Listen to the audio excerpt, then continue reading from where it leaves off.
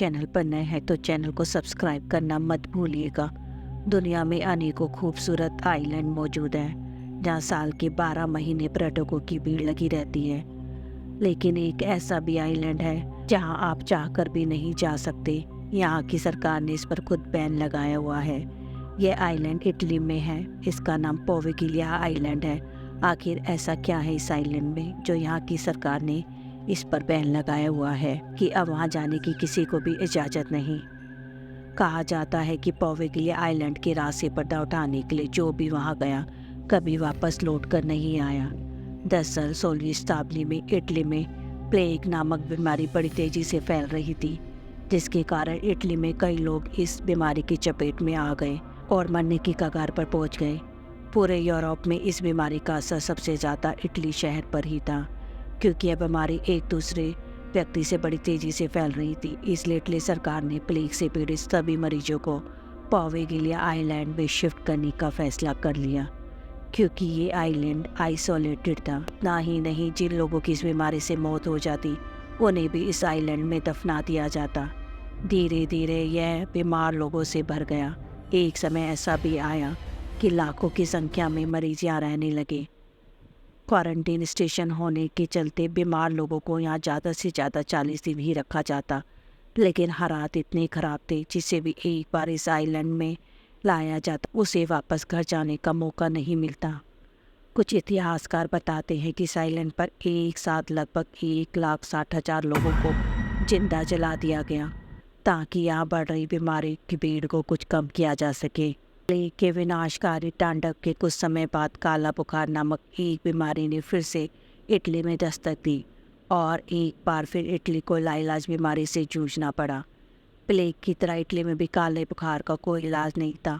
अनेक लोगों की इस बीमारी से जान जाने लगी, जिसके चलते बीमारी से मरने वाले लोगों की डेड बॉडी को पोवेगिलिया आइलैंड में लाकर बस यूं ही छोड़ दिया जाता।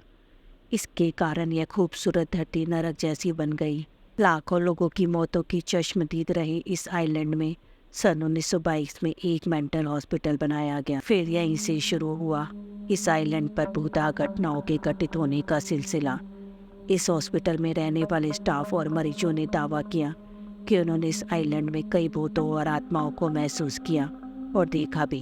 ये आइलैंड पैरानॉर्मल गतिविधियों से इतना खतरनाक बताया जाने लगा कि यहाँ के लोग दावा करने लगे कि रात के समय इस आइलैंड में जिंदा और मुर्दा लोगों के बीच में फ़र्क करना मुश्किल हो गया था।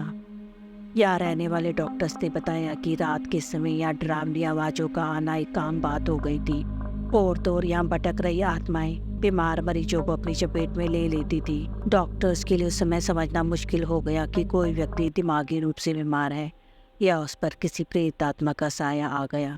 इसी बीच कई डॉक्टर्स और मरीजों की रहस्यमय तरीक़ों से मौत होने लगी, इसलिए इस मेंटल हॉस्पिटल को जल्दी बंद कर दिया गया।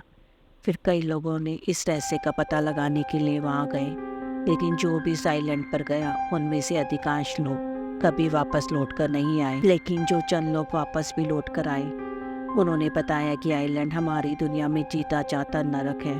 या कोई इंसान जाता तो अपनी मर्जी से है, लेकिन उसका वापस लौटना उन आत्माओं के रहमो करम पर निर्भर करता है जो इस आइलैंड पर राज कर रही हैं। इन्हीं रहस्यमय कारणों के चलते इटली सरकार ने इस आइलैंड को पब्लिक के लिए पूरी तरह से बैन कर दिया। किसी को भी वहाँ जाने की इजाज़त नहीं और ना ही वहाँ जाने की कोई हिम्मत करता। इस आइलैंड पर जाना तो दूर, इटली के मछुआरे इस आइलैंड के आसपास फिशिंग तक नहीं करते, क्योंकि मछलियाँ पकड़ने वाले जाल में यहाँ सिर्फ इंसानी हड्डियाँ मिलती। द सन में छपी एक खबर के मुताबिक सरकार की परमिशन के बाद ब्रिटिश रिसर्चर 40 वर्षीय मैट नादिन और 54 वर्षीय एंडी थॉम्सन ने हाल ही में इस आइलैंड पर दौरा किया। उन्होंने इस आइलैंड के कुछ वीडियो तस्वीरें भी शेयर की। इनमें से उस मेंटल हॉस्पिटल में रखी सभी चीज़ों को दिखाया गया जिनका इस्तेमाल डॉक्टर करते थे। उन कंटेनर्स को दिखाया गया जिनके बारे में कहा जाता है कि इनका इस्तेमाल शवों को जलाने के लिए किया जाता था। मैट ने बताया कि इस आइलैंड में जाना वास्तव में एक डरावना अनुभव था। मैट ने आगे बताया, जब वो वहाँ घूम रहे होते तो उन्हें वास्तव में बहुत ज़्यादा डर का एहसास होता।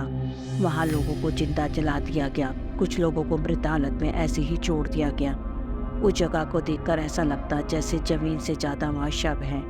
वहाँ लोगों को जलाने के बाद सफाई भी नहीं की गई थी, बस यूं ही लाशों को छोड़ दिया गया था। उसने बताया कि जब वे वहाँ थे उन्होंने घंटे बजने की आवाज़ सुनी जो काफ़ी डरावना था। उन्होंने बताया कि कई सालों से वहाँ कोई नहीं गया, इसलिए हर जगह पेड़ पौधे और बेल ही बेल है। ऐसा लग रहा था मानो कोई वो हॉरर मूवी की शूटिंग देख रहे हों।